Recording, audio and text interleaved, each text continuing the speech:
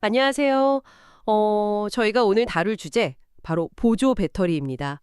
이게 리튬이온 배터리가 편리하긴 한데 잠재적인 화재 위험성 때문에 항공안전에선 아주 중요하게 다루는 품목이거든요. 그렇죠. 안 그래도 가끔 뉴스에 나오기도 하고요. 네, 그래서 국제적으로도 그렇고 이제 규제를 좀 더 강화하는 추세고 우리나라도 거기에 발맞춰 가는 겁니다. 아하. 그래서 오늘 저희가 그 최신 규정, 공항 가서 당황하시는 일 없도록 핵심만 딱딱 짚어드리려고 합니다. 바로 시작해 볼까요? 좋습니다. 오늘 이 시간을 통해서 그 보러운 규정이 뭐고 또 왜 바뀌는지 여행 전에 꼭 알아야 할 점들 확실하게 정리해드리겠습니다. 네, 가장 눈에 띄는 게 기존에는 우리가 흔히 봤던 밀리암페어시, 그 mAh 있잖아요. 네, MAH요. 네, 그거 대신에 와트시, WH로 바뀐다는 건데 이게 왜 중요한 변화인 거예요? 그냥 단위만 바뀌는 건 아닌 것 같은데요? 정확히 보셨습니다. 그게 단순히 단위만 바뀌는 게 아니라 WH가 배터리가 실제로 가진 총 에너지 양을 보여주는 뭐랄까 더 정확한 지표거든요. 아, 에너지 총량이요? 네, MAH는 그냥 용량 크기인데 이게 전압이 다르면 같은 MAH라도 실제 에너지 양, 그러니까 잠재적인 위험도가 달라질 수 있어요. 아하, 그래서 국제 표준인 WH로 통일해서 좀 더 일관되고 정확하게 관리하려는 거죠. 그렇군요. 계산은 좀 복잡한가요, 그럼? 아니요. 생각보다 간단합니다. WH는 그냥 가지고 계신 보조 배터리의 MHA 값에다가 전압 V를 곱하고 1000으로 나누면 돼요. 그러니까 WH는 MHH 나누기 1000 곱하기 V. V는 보통 몇으로 계산해요? 보통 우리가 쓰는 리튬이온 보조 배터리는 표준 전압이 한 3.7V 정도 되거든요. 그걸로 계산하시면 거의 맞습니다. 아, 3.7V. 그럼 예를 들어서 제가 제일 많이 쓰는 1000mAh짜리, 이건 어떻게 되죠? 네, 1000mAh면 1000 나누기 1000 하면 10이고 여기에 3.7V를 곱하니까 약 37WH 정도 되는 거죠. 37WH? 그럼 2만짜리는 한 74WH 정도겠네요? 네, 맞습니다. 2만 WH는 약 74WH 이렇게 계산하시면 됩니다. 아, 이제 좀 감이 오네요. 그러니까 WH가 진짜 에너지 총량을 나타내는 거군요. 그러면 우리가 보통 쓰는 1만, 2만짜리 보조 배터리는 WH로 바꿔도 크게 문제될 수준은 아니라는 말씀이시네요? 네, 맞습니다. 대부분은 괜찮으실 거예요. 자, 그럼 이제 구체적인 기준을 좀 살펴볼까요? 네, 좋아요. 제일 궁금한 부분이에요. 우선 100WH 이하, 이게 WH로 계산했을 때 100WH가 안 되는 경우인데요. 방금 계산해 본 것처럼 대략 27,000mAh 이하 보조 배터리가 여기에 해당됩니다. 아, 27,000.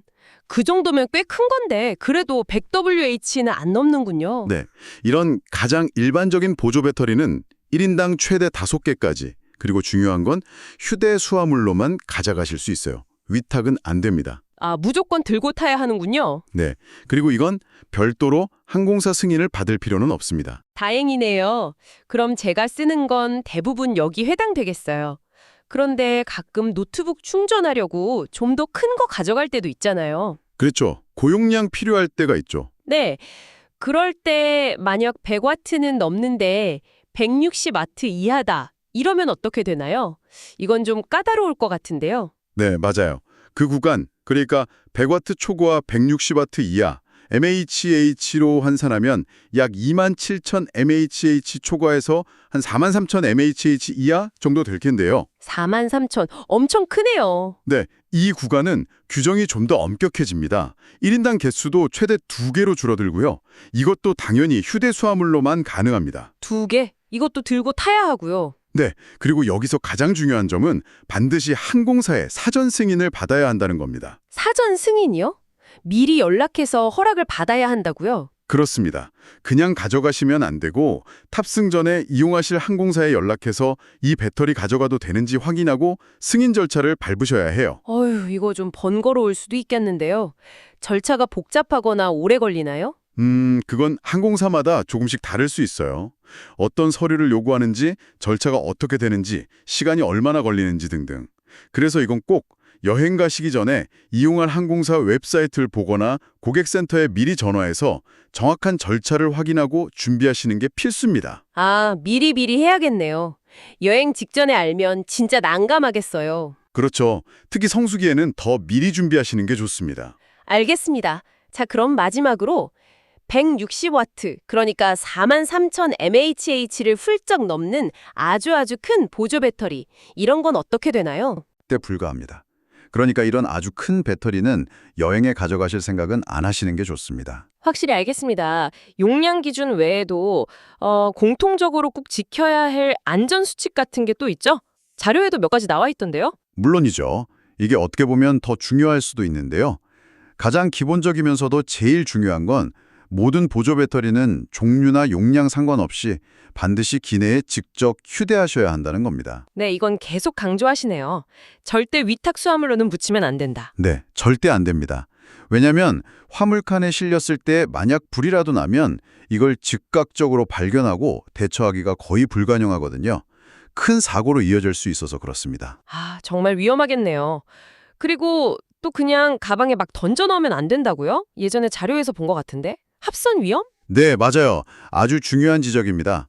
배터리 단자 부분이 가방 안에서 다른 금속 물체, 뭐 열쇠나 동전 같은 거랑 부딪혀서 합선, 즉 단락이 일어나는 걸 막아야 해요. 이게 또 화재의 주요 원인이거든요. 그럼 어떻게 해야 하죠? 그래서 개별적으로 원래 포장에 넣어서 가져가시거나 그게 없다면 별도의 파우치 같은 데 넣어서 다른 물건과 분리 보관하시는 게 좋고요.